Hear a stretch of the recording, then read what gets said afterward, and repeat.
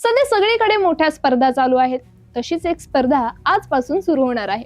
German open super 300 ही स्पर्धा आगामी स्पर्धेसाठी महत्त्वाची असल्यामुळे संपूर्ण जगाचं लक्ष याकडे लागले. आता भारताविषयी सांगायचं झालं तर अनेक भारतीय चाहत्यांचे लक्ष आपल्या खेळाडूंच्या कामगिरीकडे आहे. कारण गेल्या काही स्पर्धांमध्ये भारतीय बॅडमिंटनची कामगिरी खूपच निराशाजनक राहिली आहे. पण आता पुन्हा एकदा स्वतःला सिद्ध करण्यासाठीची ही मोठी संधी आपल्या खेळाडूंकडे चालून आली आहे. ही स्पर्धा फक्त एक स्पर्धा नाहीये, तर आगामी होणाऱ्या चॅम्पियनशिप साठीची एक मोठी स्पर्धा मानली जाते. आजच्या या विशेष व्हिडिओमध्ये आपण पाहणार आहोत की जर्मन ओपन सुपर 300 या स्पर्धेमध्ये यावर्षी किती भारतीय खेळाडू उतरलेत, कुणाकडे नेतृत्व करण्याची जबाबदारी आहे आणि भारताची मागील कामगिरी कशी राहिली आहे. ही सुपर 300 स्पर्धा इतकी महत्त्वाची का आहे हे पहिल्यांदा सांगते. तर या स्पर्धेमुळे खेळाडूंची रँकिंग पॉइंट्स वाढण्यासाठी खूप मदत होते.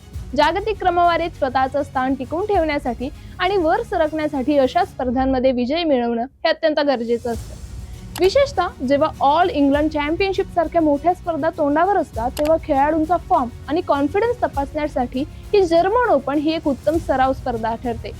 इथे मिळवलेल्या प्रत्येक विजय भारतीय खेळाडूंना जागतिक स्तरावर आपली दहशत निर्माण करण्यासाठी मदत करते. त्यामुळे ही स्पर्धा सुपरच असणार आहे. यावेळी भारतीय बॅडमिंटन स्पर्धेचं नेतृत्व पुरुष एकेरीमध्ये भारताची मदार आहे ती किदंबी श्रीकांत याच्यावर.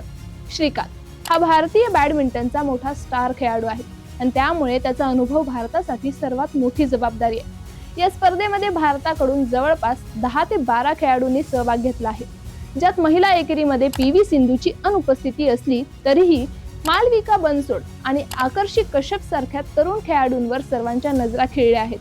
महिलांच्या नेतृत्वाविषयी सांगायचं झालं तर जागतिक ज्युनियर अजिंक्यपद स्पर्धेतील रौप्य पदक विजेती तन्वी शर्मा करणार आहे.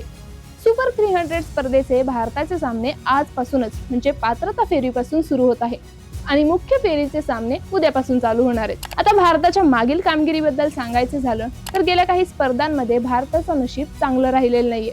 इंडोनेशिया आणि इंडिया ओपन मध्ये आपण सेमी फायनल पर्यंत पोहोचलो, पण विजयाचं शिखर गाठता आलं नाही. त्यामुळे भारताच्या हातात गेल्या काही काळापासून निराशच पडत आहे. भारताने शेवटचे मोठे जेतेपदक मागच्या वर्षी जिंकलं होतं. सात्विक साईराज आणि चिराग शेट्टी या जोडीने कोरियन ओपन आणि स्विस ओपन जिंकून इतिहास रचला होता. पण एकेरीमध्ये भारताला एका मोठ्या विजेतेपदाची प्रतीक्षा आहे. 2017-18 मध्ये जो सुवर्ण काळ होता तोच काळ पुन्हा आणण्यासाठी भारतीय खेळाडू यावर्षी प्रयत्न करणार आहेत.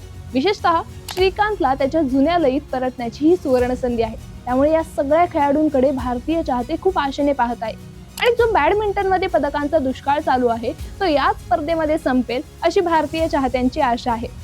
तुम्हाला काय वाटतंय? किदंबी श्रीकांत किंवा एखादी अनपेक्षित जोडी कमाल करून दाखवेल का? तुमच्या प्रतिक्रिया आम्हाला कमेंट्स मध्ये नक्की सांगा आणि अशाच क्रीडाविषयक ट्रेंडिंग अपडेटसाठी सबस्क्राईब करा AGC स्पोर्ट्सला.